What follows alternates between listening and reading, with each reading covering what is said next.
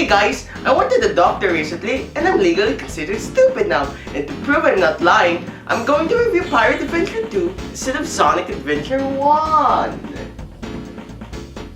Here's Sonic Adventure 1. Here's Pirate Adventure 2. What's the difference? I don't know! Pirate Adventure 2 is an Roblox-developed game made by the Vuga team. It's a sequel to the original game Pirate Adventure 1. Not much is known about the development of the game, at least that I've known of.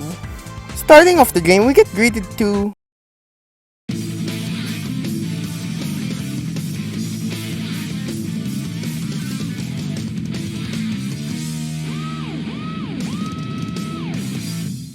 oh god, the color blue exists?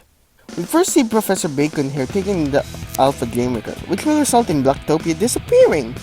But suddenly, Noob and Hazel shows up to try and stop him. Professor Bacon here then challenges Noob to a fight. We start off with a boss fight with Professor Bacon here, and this is where we get introduced to the controls, and honestly, they're pretty decent. They managed to replicate SAO1's controls pretty well, and add in the spam dash, it's not that bad. A bit slippery though, kinda hard to make precise jumps, but pretty good regardless. The boss fight is just okay in my opinion. I like how it's focused on the platforming aspect of the game, but it's a bit too simplistic and kinda underwhelming, which I get, it's the first boss, but I expected something a little bit more. After defeating the boss, another cutscene plays. Professor Bacon here managed to escape with the Alpha Glamour core, and the entirety of Blacktopia's fate is unknown. Meanwhile, Icy Goombo and Apollo are in Wave Paradise, and they're on a hunt to find Dodge Pyrites, where the first level starts. Wave Paradise. This level is like going to the beach. It has sand in it. This level is probably my second favorite level out of all of them. It's basically taking Emerald Coast from SAE1, but if you give it too much vitamin C. This level is like really good. They managed to replicate Sonic 2's level design philosophy really well. I like how you can increase some parts and skip entire sections of the level. It might sound like a big caping problem, but I like to think that they did this on purpose. For added replayability, of course. And plus, I'm having fun with it, so who cares? The scripted sections are a bit glitchy, but it gets better as you go on. Honestly, this level is really good. It's my most replayed stage in the entire game. Imagine playing a level so much that you lost your hands over them. After going to Wave Paradise, Icy and Apollo finds a Pyrite and a Bacon capsule. Icy questions why there's a Bacon capsule all of a sudden. Regardless, the two went to the casino to get the second Pyrite. This is where we get introduced to the hub world, and not gonna lie, it's pretty bad.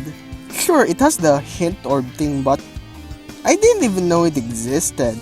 I had a hard time finding a level at times. It's almost as bad as my navigation skills.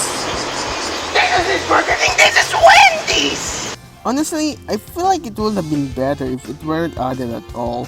It's like a big bump in a pretty decent road. Casinopolis. Some people in the audience are probably saying, Icy, gambling is illegal! You shouldn't do that! I'm a copy of Just Dance for the Wii, what did you expect? This level is based off an old Roblox hobby, and I think it's neat. It does come with its own depriments though, like the level design is a bit too simplistic. The only time it even got a bit more interesting was the sewer section. But that was pulled from SA1, so it's not even original at that point. Honestly, this level is fine, but I think it could have been more than that. After going to the smell of mortgage and debt, we then meet up with this woman named Claire. Wait a minute, woman exists? And are told that we're collecting the Pyrites, just because we're bored. Claire then found a pirate signal from her radar, and it's located somewhere very cold. We then catch up with Noob and Hazel, where we find out Noob and Hazel were actually from a different dimension, where Dr. Bacon here actually destroyed. Man, that's rough. Snowcap. I went outside yesterday, and I suffered 3rd degree hypothermia. This level is just basically a really fun snow level. This is one of those rare ice levels that doesn't really use that much slippery gimmicks, and I think it's a nice change of pace. I also think it's neat though that it's a mixture of a closed level and an open level, and I feel like more of the later levels should have been like this. All I need to say is that this level is pretty chill. After collecting the Pyrite, Goombo and the gang went to their base of operations, where they found out the next Pyrite is located somewhere Twisted Park. Apollo then decides to sit this one out, since he instead planned on trying to find more info on Dr. Bacon's hair's evil plan, due to the sudden influx of bacon fleets in the sky. Goombo and Claire then agreed, and went to Twister Park. Twister Park. This level is like sucks to me. It's fun. Honestly, this might be the best level in the entire game. This level is just really fun to replay. I just keep finding new stuff with it. Like, did you know you can find a bunch of item capsules behind this castle? Yeah, it's pointless, but I think it's cool that they acknowledge it. I think it's also cool that you can find a lot of ways to improve your time. You can even skip a whole chunk of the level if you put your mind to it. The only downside to this stage is probably the bumper car section. It's okay, not a lot of stuff really happens. You can try and collect these item capsules, it's satisfying, but honestly, if they have removed this section and added more platforming segments and paths, I would love this level even more. But still though, I think the platforming sections of the stage is good enough that it balances things out overall. I give this stage 2 socks out of 1. After having some fun in Twister Park, more bacon fleets appear in the sky. The group questions whether Dr. Bacon here really went the deep end this time, and they've decided to tackle it head on and take down the bacon fleets themselves. But first, they have to go through downtown to get there. Adrenaline Highway. This level is kind of a mixed bag for me, at least in the beginning. The first few times I played this level, I kinda hated it. I was going to put it on the bottom of my table. The level is kind of filled with too much automated sections with the boost pads. And the auto running section is kinda boring. I feel like it would have been better if it was like a mini Sonic Unleashed level, where you have to use your reflexes to go left and right. But after replaying it a lot, it got a little bit better. It still has too much automated sections, but I mastered it enough that I managed to skip these sections, and each time I replayed it, it just gets better and better. Honestly, I think this stage is really fun to speedrun, but I think my first playthrough of this is really bad. That I think it's just slightly higher than Casinopolis. After going through downtown USA, the gang went on to the Bacon Cruiser, where they meet the one and only Professor Bacon here, where he shows off his Alpha Gamer core and explains on how much power it has, to the point that collecting all 7 pirates will just be a fraction of it. But it doesn't matter, since Icy Goombo doesn't care and decides to start a fight immediately. The Bacon Mobile. This boss fight is you have to use the missiles he's using against him, and it's pretty bad. It's fun trying to run away from the missiles, but sometimes it just gets really annoying that the missile miss even if you're really close. Yeah, it adds some difficulty, but I think it's a bit unfair. I also think the boss is pretty repetitive. I think hitting Bacon here 3 times the same way is just really boring, especially in repeat playthroughs. It's just really repetitive and dumb. After kicking Bacon Hair's butt, we get to see Bacon Hair's true plan. Instead of making an hot dog maker innator like last time, he decided to instead try and cover the whole tri-state area, using his groundbreaking technology, the Bacon Pan. Bacon Hair then kicks the gang out of his clubhouse, sending them back to the ground, where Icy and the gang then went back to the base, and Claire explains on how she can destroy the Bacon Pan by using the self-destruct command. Icy, Claire, and Apollo then raise the Sky Pillar just for the heck of it. Sky Pillar. This level is like math. I don't like it. This level has the same problem with Adrenaline Highway. It gets better each time you replay this, but the difference is that this only gets good in parts.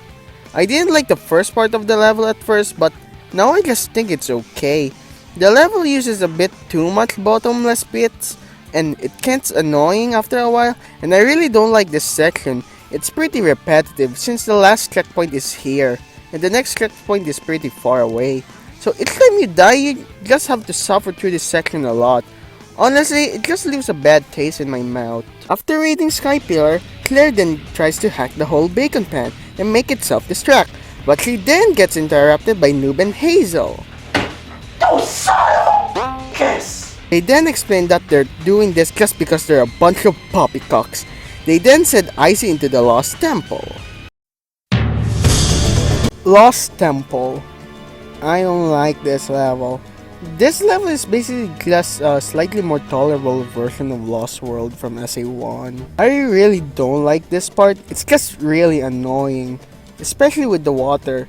The controls are way too slow. Yeah, I know, it's supposed to be a punishment, but I feel like I would have taken it better if it was an instant death, so I won't have to at least suffer with the controls. And you know what's weird? The rest of the level is oddly easier than this part. I would have hopefully be content with it if it was the final part, but no.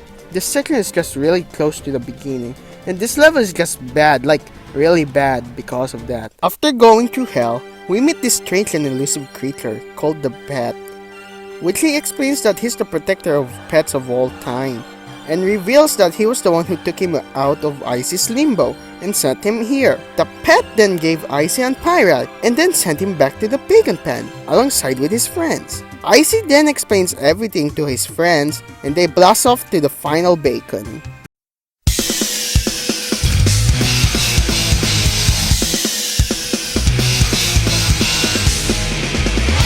Final bacon. This level is amazing. This is basically Sky Pillar done right.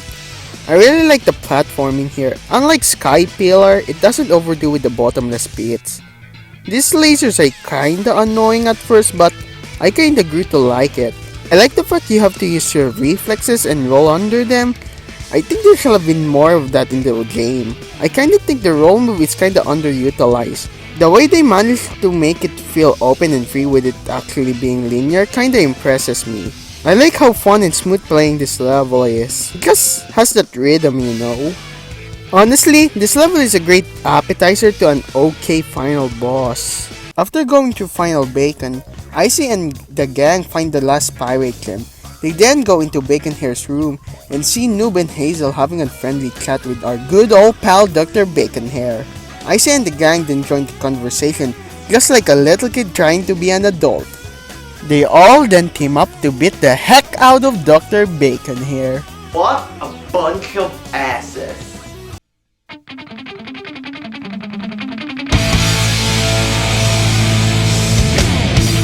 The Bacon Weaver. This boss is just okay. It just feels a bit too generic and a bit too formulaic. I like the fact that the platforms fall apart over time, but I think the core mechanic just isn't that fun. The formula is basically you avoiding his projectiles, then avoid his dash attack, then attack, then wait for him to take out the platforms and do that 7 times, and it kinda gets boring. It gets repetitive, like really repetitive. Honestly, the boss only hits its peaks around the final part, where the Weaver destroys the last platform and you free fall into the ground. And avoid all these boulders until you hit them right in the head. And it feels awesome, but I don't think it's good enough to make up for the bad with this boss. After defeating Dr. Bacon Hair, Noob and Hazel then return to their original dimension. Claire then hacks the bacon pan to fly up and destroy itself, but they have one little problem. They can't get out! They all happily accept their fate, then suddenly, a single pet came by, just in the nick of time, and saved them! And they all then land on the ground, and they then named the pet Clive. And they all live happily ever after. The end.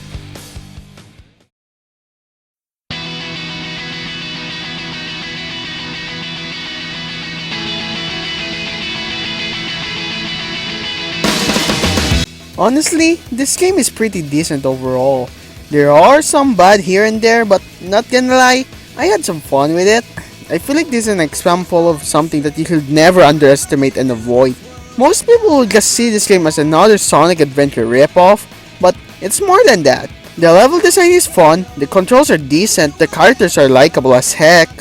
This game is like comfort food. It's not the best out there, not even close, but it's comfort. It makes you happy and relaxed. I give this game a 0.6 out of 1. I just came back from the doctor and I'm not legally considered stupid anymore. I'm legally considered dead!